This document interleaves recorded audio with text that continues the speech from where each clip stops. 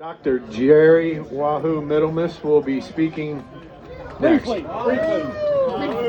Hey, how are you all, folks? Again, I want to recognize Homer. I am brief. I'm short and brief. Okay? It's really hard for you guys today to recognize the contributions that Homer and his class provided. They were the seedlings for lacrosse. Okay? And without them, probably none of us would be here today. All right. I want to begin by welcoming Trevor Kilgore and his family. We're so grateful for your attendance today as we honor your dad.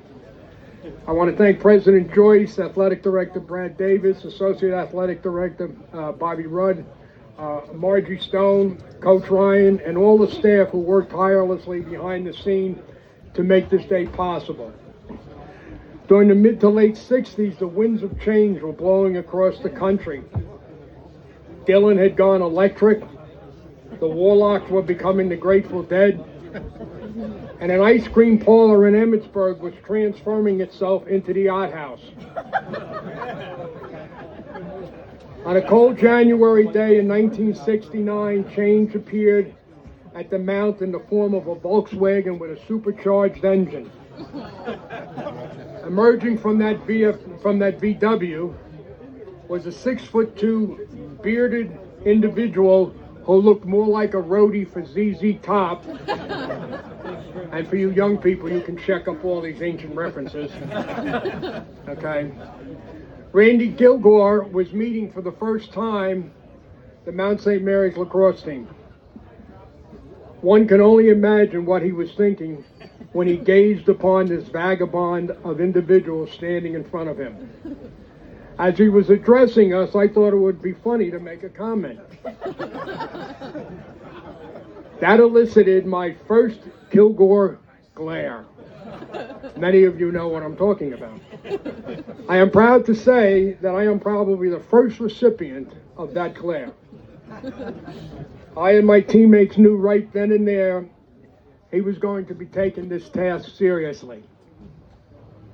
In the modern history of Mount Athletics, three men are iconic: Coach Jim Phelan, Jim Deegan, and Coach Randy Kilgore. Each of these men have left a lasting imprint on the landscape of Mount Athletics. It is not hyperbole to state, were it not for Randy Kilgore, the Mount Lacrosse program would not have attained the level of stature that it has today. As Homer alluded to, we weren't really welcome when we started, okay? But because of Randy and his dedication and commitment, I should tell you that when we hired him, we offered him the princely sum of $300 to coach for 3 days. And for 20 years, he came up 6 days a week and really built the program. He actually wanted to be a player on the first team, but we said, no, we need a coach. He would have been the best player we had, by the way. We are here to honor Randy's legacy, but also to create the bridge to the future of Mount Lacrosse. You young men today never knew Coach Kilgore, but he established the framework for Coach Gravante and now for Coach Young to continue the tradition of Mount Lacrosse. It is up to you to continue to build upon that tradition establish your own legacy. To Randy Kilgore, the father of Mount Lacrosse, we thank you, and your tradition will continue. Go Mount. We'd like to have the head coach talk. He's got another engagement, so he's going to jump in right now and address everybody. Coach Ryan. Thank you. It's been, to tell you the truth, it's very much what you get out of alums here with such a tight-knit community, being the Mount where we are and where we're situated and the size of the school, it produces a very close-knit group that comes back. So it's very nice to see everyone here. I was obviously not on the field for halftime when you guys recognized Coach Kilgore. And I've said before, I never knew Coach Kilgore. But when you have all of your all these ex-players come back to pay their respects, that I think speaks more of a man and a coach and the impact that he had than anything else that anyone could do for a coach to recognize him. I think one of the things, I said it to the parents and the seniors before the game, as a coach, the one thing you want to see is growth. Like when you watch a player grow up in front of you, that's really the greatest reward a coach can have. Other things will follow, and it will produce other things. But when you see a young man come in, all right, and develop under you, start to develop skills, and you know he's getting ready to move on, that's what coaches are for. That's always been my look on things. Success on the field and everything else, it just sort of comes along with doing these things correctly. So to have all you guys here, so many of you are very successful and you're given fields and with your families and everything else. I didn't know Coach Kilgore. I think I'm pretty safe stepping out on a gangplank here and saying he must have been a pretty good guy and it must have been one hell of a coach. That you guys all know.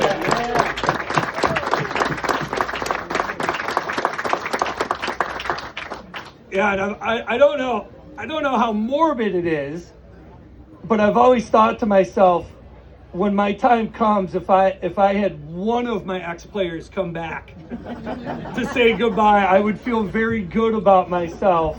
And there's over 50 of you who felt compelled, okay, I remember talking to one of you guys and he said, I'm not going to miss it for the world, but you guys all considered Coach the father of the Mount Lacrosse program. Everything that you see around here goes directly back to him, all right? And it's wonderful to see everyone back and paying tribute to Coach. So, but again, nice to see everyone. Thank you very much for coming out and supporting the team and paying your respects to Coach Kilgore and everything that he did for the university, for the program, and for you guys. All right, thank you very much, guys. Go Mount. Again, Peter Quinn, graduated the Mount in '81. Kind of can't believe it's been 44 years since I played here. But the first thing that comes to mind was Randy's sense of humor. He had a dry sense of humor. He'd be talking to the team or talking to me, and you'd think about, is he joking or is he serious? And then he'd give you that little smile or smirk at the end, and you knew he was joking. And I really liked his approach to coaching. It was kind of a relaxed approach, but it was in a good way. Randy was not a yeller, but as Wahoo was saying, you knew when he was serious. If we were goofing off or not paying attention, we were typically running next, and it was around the white pole. We used to play. We used to play up at the on Echo Field, and if we were goofing off, it was around the pole, a million times, the amount of times that I've been there.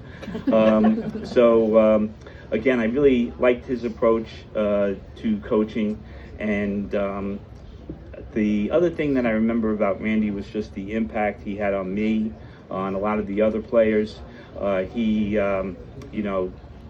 not just Randy had an effect on me, but also other teammates. I think coaching or playing against Dave Burns, who was an All-American, every day gave you a lot of confidence. You knew whoever you were going to play against next was going to be easier than covering Redzy.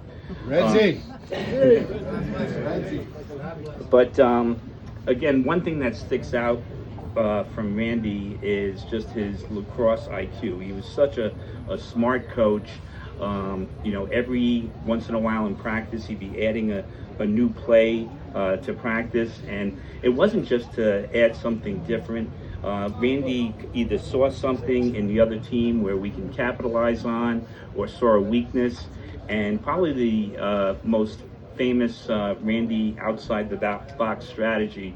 So we were playing against Loyola, and Randy decides he's going to use 2 goalies.